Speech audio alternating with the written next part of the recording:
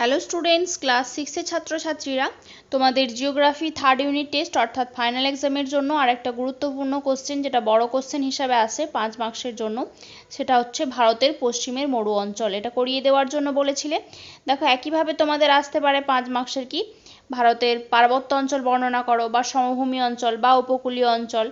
ওকে, যদি সেগুলো প্রয়োজন হয় অবশ্যই কমেন্ট করে জানিও, আমি করে দেবো ঝটপট করে। খুব ইজিলি কিভাবে লিখবে এবং কম সময়ে লিখবে অথচ ফুল মার্কস পাবে, দেখে নাও। দেখো, প্রথমেই প্যারা করবে অবস্থান। কি লিখবে? ভারতবর্ষের পশ্চিম দিকে। অবশ্যই তোমরা জানো পশ্চিমের মরু অঞ্চল তো বলেই দিয়েছে, তাহলে ভারতবর্ষের পশ্চিম দিকে রাজস্থান রাজ্যের প্রায় সমগ্র অংশ জুড়ে অবস্থিত। ওকে, পূর্ণচ্ছেদ দেবে এটি থর মরুভূমি নামে পরিচিত, শুধু এইটুকুটা বলে দেবে। থরের নিচে আন্ডারলাইনও করতে পারো, যেভাবে করে দেওয়া রয়েছে, তাহলে তোমার খাতাটা খুব ইউনিক হয়, অনেক সুন্দর হয়। নেক্সট দেখো রয়েছে, কি দেখাবো? পশ্চিমের মরু অঞ্চলের জলবায়ু ও মৃত্তিকাটা কেমন। দেখো, খুব সুন্দর করে এভাবে পয়েন্ট করে নেবে জলবায়ু মৃত্তিকা, অর্থাৎ এই পয়েন্টে আমরা জলবায়ু এবং মৃত্তিকা সম্বন্ধেই বলবো। বেশি লিখতে হবে না, 1-2 করে দুটো পয়েন্ট লিখলেই হবে। প্রথম পয়েন্টটাতে বলে দেবো জলবায়ু সম্বন্ধে, এখানকার জলবায়ু বৃষ্টিহীন শুষ্ক। তাই তো, খুব স্বাভাবিক, মরু অঞ্চল মানে সেখানে বৃষ্টি হয় না, তাই শুষ্ক। নেক্সট পয়েন্ট বলে দাও মৃত্তিকার সম্বন্ধে। মৃত্তিকাতে নেক্সট পয়েন্টে বলো এখানকার মৃত্তিকা বালুকাময়। হয়ে গেছে। নেক্সট পয়েন্ট চলে আসবো আমরা, উদ্ভিদ ও কৃষিকাজ। দেখো, একইভাবে যেমনভাবে লেখা আছে এইভাবেই ঠিক প্যারা করে লিখবে এবং এই জায়গা থেকে নাম্বারিংগুলো করবে 1-2, তাহলে দেখতে তোমাদের খাতা অনেক সুন্দর হবে। উদ্ভিদ, বড় বড় উদ্ভিদ নেই বললেই চলে, কোথাও কোথাও কাঁটাযুক্ত ঝোপঝাড় দেখা যায়। দেখো, নেক্সট পয়েন্টটাতে আমরা বলবো কৃষিকাজ সম্পর্কে। কি বলছি দেখো কৃষিকাজ সম্পর্কে, অল্প বৃষ্টিপাতের ফলে কৃষিকাজ একেবারেই হয় না বললেই চলে। ওকে, এখানে স্পষ্ট নয় লেখাটা, শুনে নাও, খুব তাড়াতাড়ি করে লিখিয়েছিলাম আমার অফলাইনের স্টুডেন্টদের জন্য। কি বলবে? অল্প বৃষ্টিপাতের ফলে কৃষিকাজ একেবারে হয় না বললেই চলে। ওকে, অল্প বৃষ্টিপাত তো আগেই বলে দিয়েছো, তাহলে কৃষিকাজটা বলছি, অল্প বৃষ্টিপাতের ফলে কৃষিকাজ একেবারে হয় না বললেই চলে।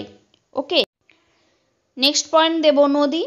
নদী প্রায় নেই বললেই চলে, যেহেতু বৃষ্টিপাত হয় না, নদী আসবে কোত্থেকে?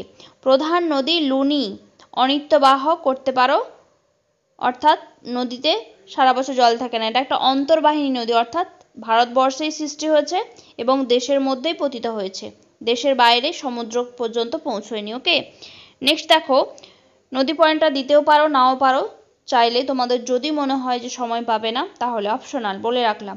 নেক্সট পয়েন্ট জনবসতি, খুব ইম্পর্টেন্ট। দেখো, মরু অঞ্চল বলতে গিয়ে বা মরু অঞ্চলের বর্ণনা দিতে গিয়ে তোমাদেরকে কিন্তু জনবসতিটা দিতেই হবে, এটা স্কিপ করলে চলবে না। জনবসতি কি বলবে? বসবাসের উপযোগী অনুকূল পরিবেশের অভাবে।